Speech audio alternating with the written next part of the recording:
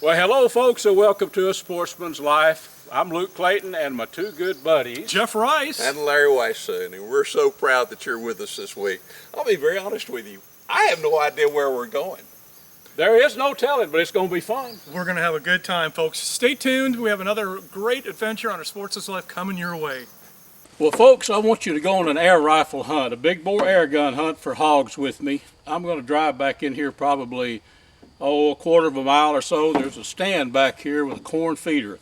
We're going to take this Air Force Air Guns Texan that I've used to kill a bunch of game. Killed a couple of nice deer with it and a bunch of hogs. But we're going to take it back there and get set up in this little ground blind overlooking the feeder and see what happens. I want you to check this blind out when we get back here. I'll show you a quick shot of it. It's one that I had close to my house.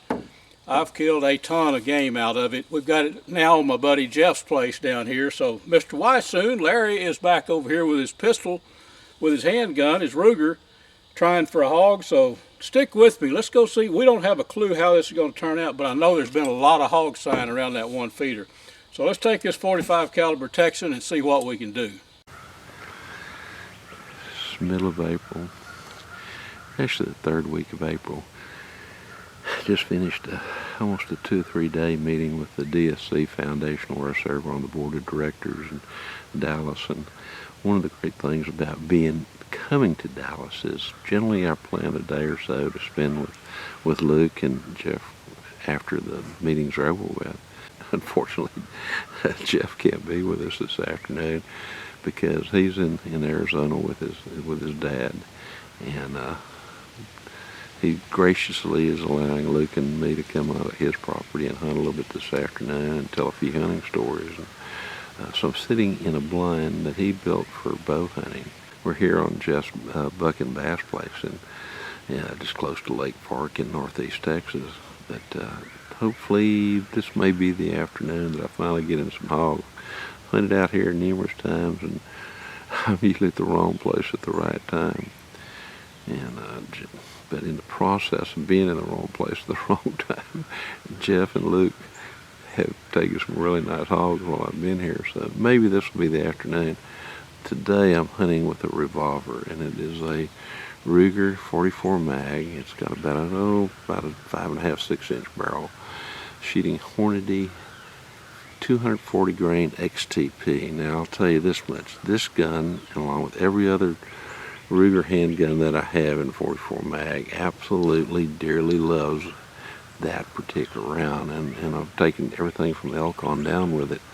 It's topped with a Trijicon SRO red dot sight that I've been shooting quite a bit. Love it. I mean, it gets me on target quickly, and I feel very comfortable about being able to shoot out to at least 100 yards with it. It's got a base that's put out by Jack Wagon, and the website for that is JCKWIEGAND.com. And you can get a base for pretty much any kind of handgun that's out there that'll fit, and so you can put on either a scope if you like, long eye release scope. But the more I hunt, the more I like the red dot type SRO sights that Trijicon's put out. Like I said, I feel very comfortable with out to 100 yards. Shoots like a dream. Set up here on the ground not far from the feeder, and hopefully those hogs will come into this feeder this afternoon. They have been. There's a lot of sign around, and we'll see what happens. Gonna kind of shut up here for a little bit, turn the camera around, and we'll see what comes in this afternoon. If something comes in, great. If not, I may show you a bunch of birds coming in to feed as well too, so bear with me and we'll see how the afternoon progresses.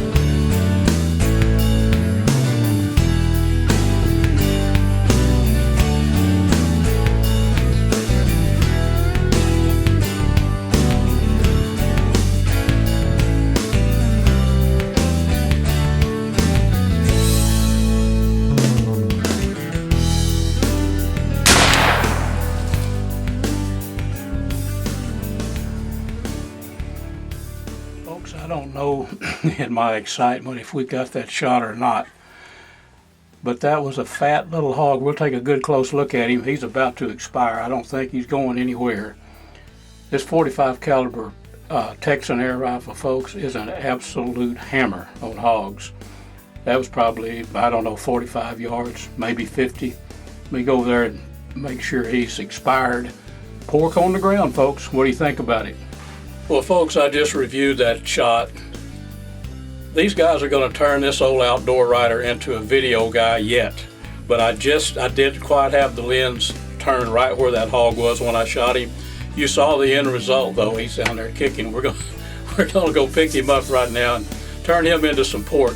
My apologies for not taking the forethought to get that thing turned just right, get the camera on him, but you know what happened. You probably heard the shot and you saw the hog kicking. So it's time to go transform some wild hog into pork, folks. So here we go. Well, folks, here we are, a trophy sow weighing all of maybe 70 pounds. And I'm not the best at judging the weight, but I keep talking about shot placement. Right there, that's with a 45 caliber Texan air gun. They can't run, folks, when you hit them like this. One mistake that people make is trying to shoot a hog behind the shoulder. Back in here, that's not a good spot. Shoot him up front, you'll probably get him. I'm gonna turn this one into some good little pork chops and some sausage.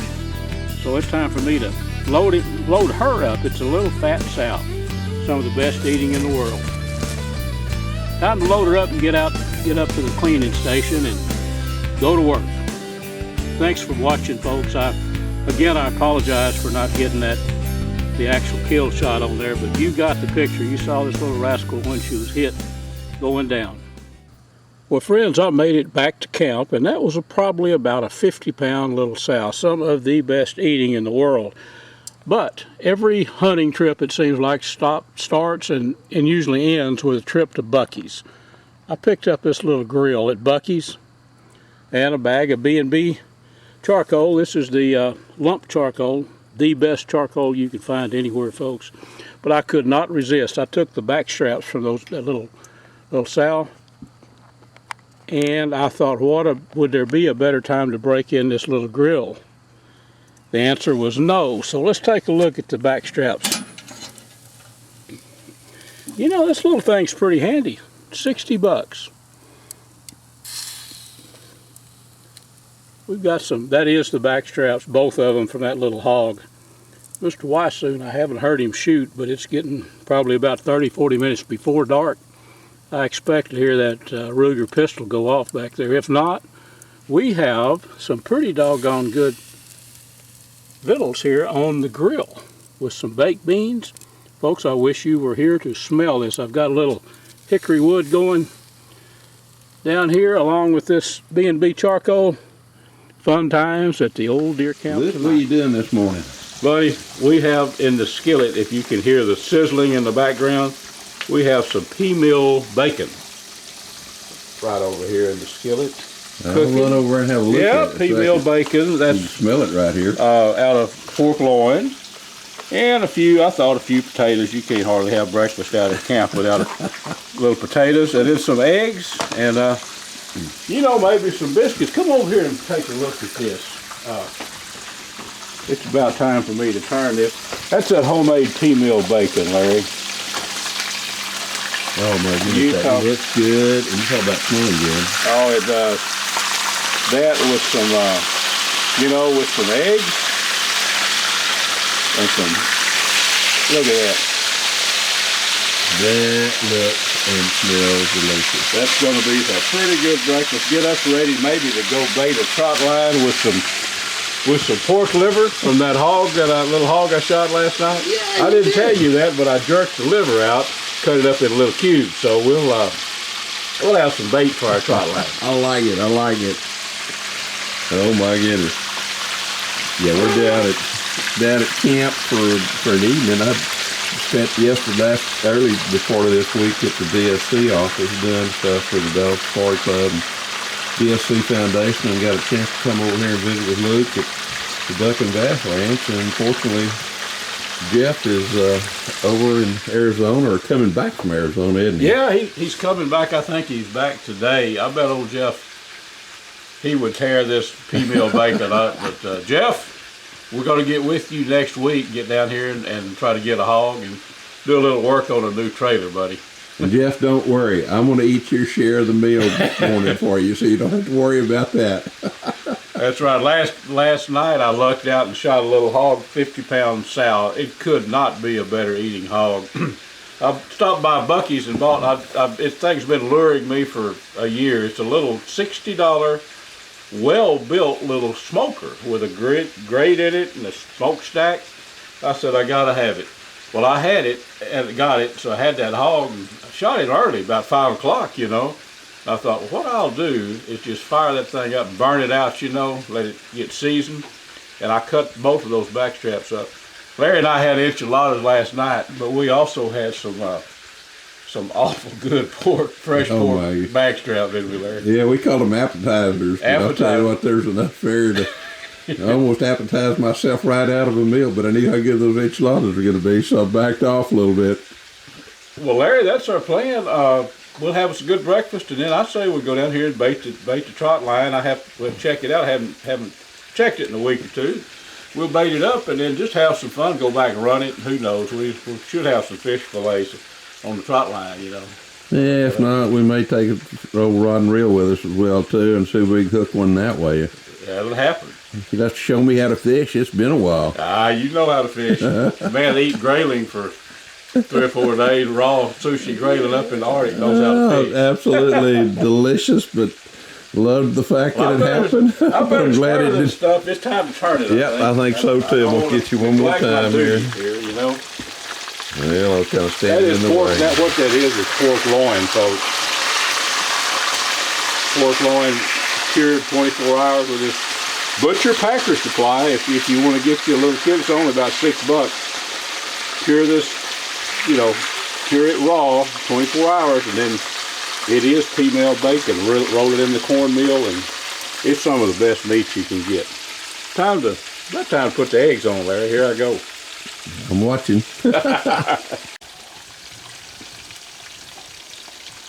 It'll just about be a meal in a pan, isn't it? Meal in a pan, yeah. We'll have that and then get us some good eggs going here a little bit. We'll be all set. You had a little bit more luck yesterday afternoon than I did in terms of taking hogs. You know what? I'm kind of snake bit right now on hogs. I'm not sure what the deal is, but I did have a good afternoon watching squirrels. Yep. It happens that way. Even down here, there's more hogs here than you can shake a rifle at, really.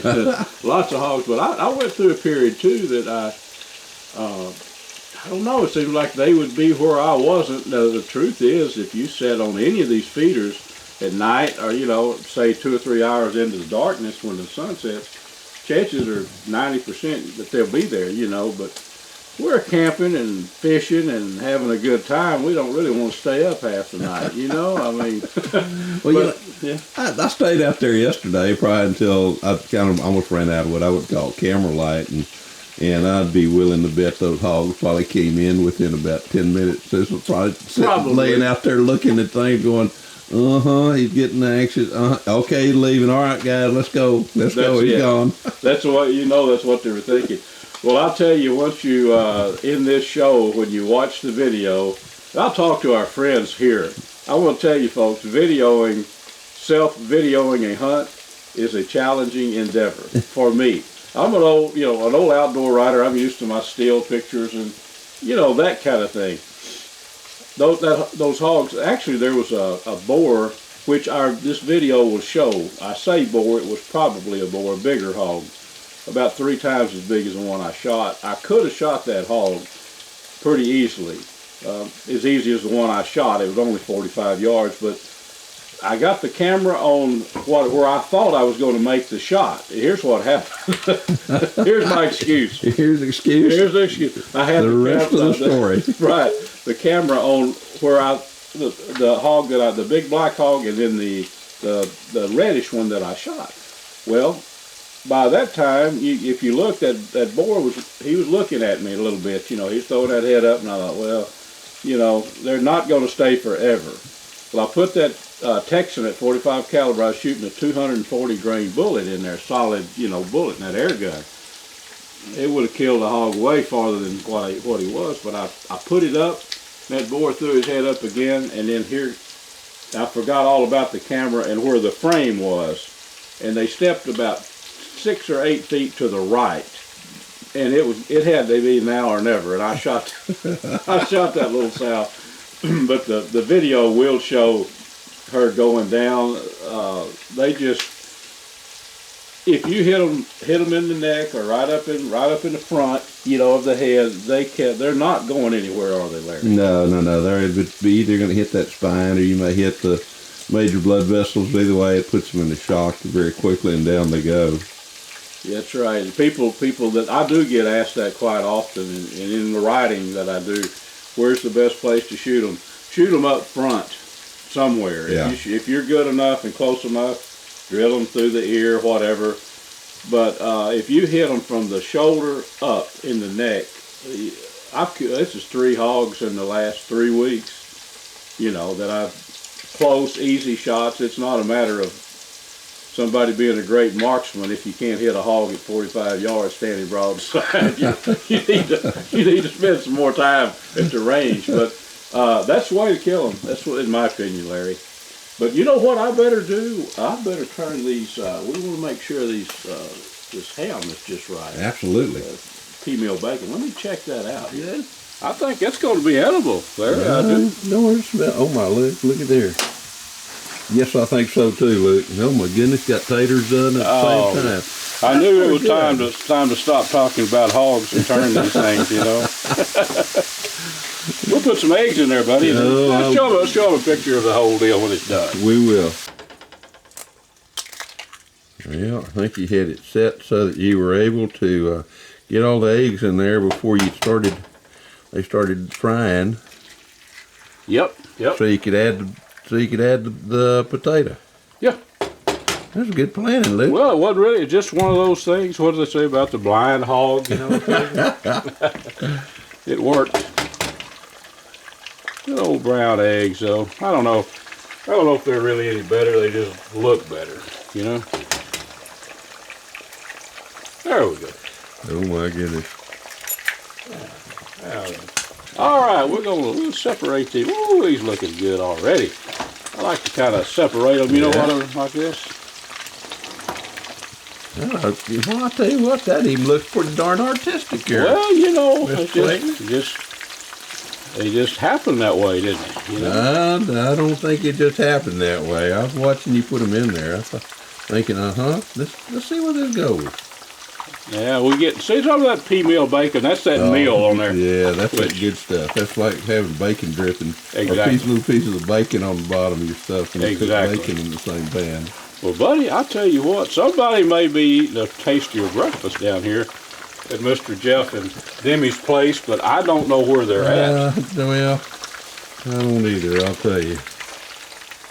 Perfect. Look at there. There you go, buddy, and I'm gonna fix me one. You got it? I got it. Look at that, folks. That looks like a meal fit for somebody a whole lot more deserving than me, I'll tell you. Me too, Barry. But we're the ones here to eat it. So. Well, and you're the ones who, you know, I've got another friend that I don't see as much as I do Luke, and his name is Gary Robertson, and Gary is with Burnham Brothers Game Call. And I tell Gary all the time, so every time I'm around you, I learn something new, and I think that's exactly the same thing with Mr. Luke Clayton. Every time I'm around Luke, I learn something new, and I really appreciate that.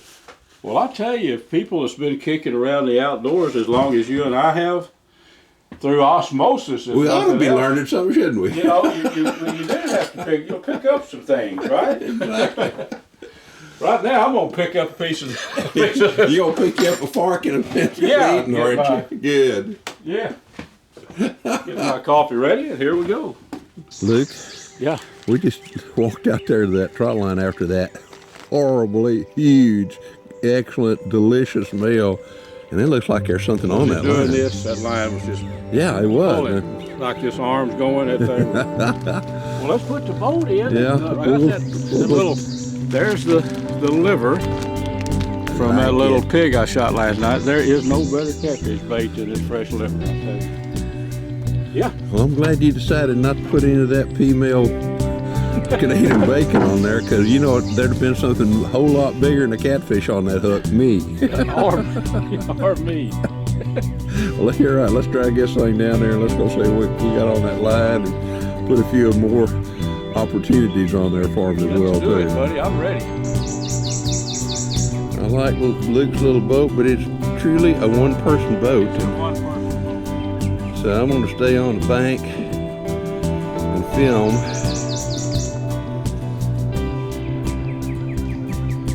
And we'll see, first of all, what's on that sucker. I think he's going to grab a hold of it and, well, feel anything, Luke?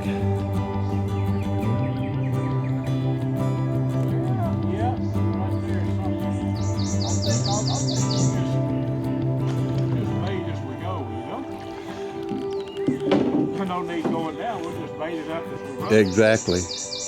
Well, it stays on, and particularly for like catfish, it's got a bloody, a little bit of blood in there, and it's got that liver smell that those catfish can really pick up on too. So you're liable to catch something before you get off on the end of it.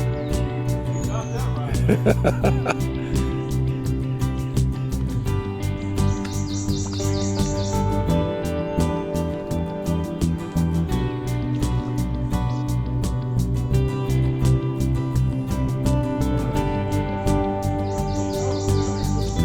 Good.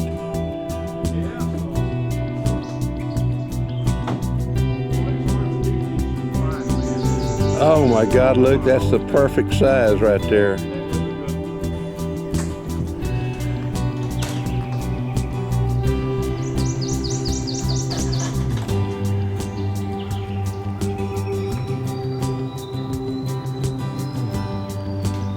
Well, I'm glad to see our trot line all together here, you know.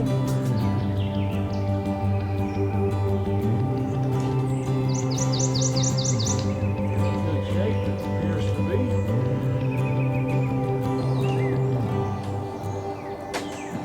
But Larry, I grew up, you know, not far from here in northeast Texas, and grew up, my dad was a poultry farmer. And every 6 or 7 weeks when those chickens were sold, this is what we did. We went up to southeast Oklahoma, across the Red River there, and we would trot line, set up camp and trot line for usually two nights. We'd stay out, And the goal was always to get those lines set up, you know, in time to have the first evening fish fry. And there were so many catfish back there, it wasn't a problem doing it at all. Got her baited and ready to go. You betcha. Yeah, we got her in good shape.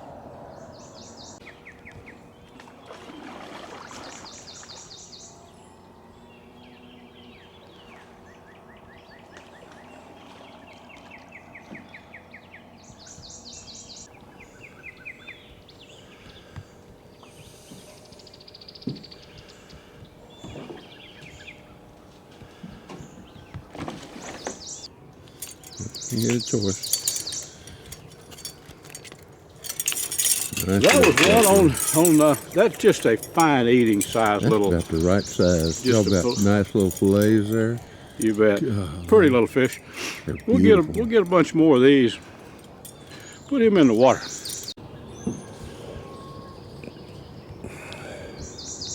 While we're waiting to check the trot line, Luke, what do you got in mind right now? Well, you know, I'd like to put a trail camera up on this feeder. This is where I shot that hog last night. Mm-hmm. Stands right over there. Snaplock hunting blind, by the way. I'll give them I've had that stand in the woods at near my house for years. And it's been down here for a little over a year. But let's find a place and put this trail camera up. See if we can figure out exactly when these hogs are coming in. I don't think we could find a better place than this post. Do you, Larry?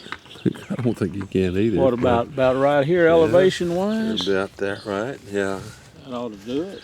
Look, these trail cameras have really made a difference, haven't they? Kind of cheating in a way, aren't they? But that's okay. Well, you're right. You know, with hogs, to me, it's one thing. I'm one of those, when I hunt deer, I kind of like to be surprised what's in an area. Yeah. So the only time I'll use a trail camera if I'm hunting deer is if there's certain deer that I want to target, maybe that are on the management side. Or a lot of times what I'll do is I will use a trail camera, but I'll use it early in the, you know, before the season starts and try to find out kind of in that area. And then when it gets to hunting, I usually try to change and not use them. That is set up just about right. I've probably got on picture there numerous times right now if you get it turned on. Haven't got it cut on Oh, yet? thank goodness. Yeah. No? I'll step out of the way then. Okay. Oh yeah, it's working It's fine. working perfect. Good. And it's high enough too. I don't think we're going to have to worry about a hog rubbing it too bad. No. That's something you got to take in consideration as well too, don't you? Fantastic. Well, let's go see what else we can get into, Mr. Clayton. All right, I'm ready to explore. I am too. That's the one that bit the empty hook right there, a little good eating channel cat. Let's see, we've only had that thing baited, Larry, for about an hour. Let's see if there's any on it. Okay, and We'll even check if we it out. don't, we got at least got one of them in the boat That's already. Right. Exactly.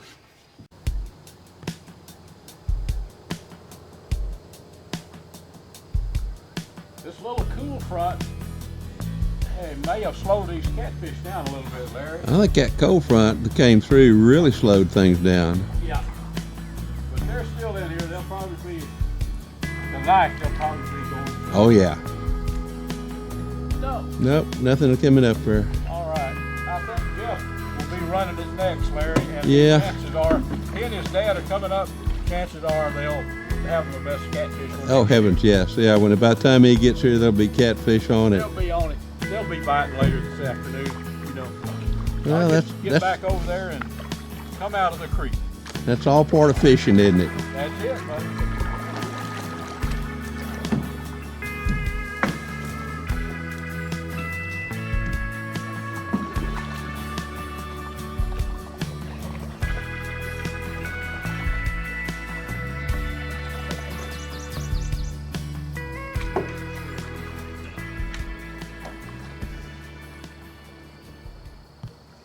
And a special thanks to these fine sponsors: Air Force Air Guns, B&B Charcoal, Dallas Safari Club, Hornady, Pyramid Air, Nielsen Specialty Ammo, Sightmark, Smokin' Tex, Snap Block Hunting Blinds, Texas Raised Hunting Products, and Striper Express.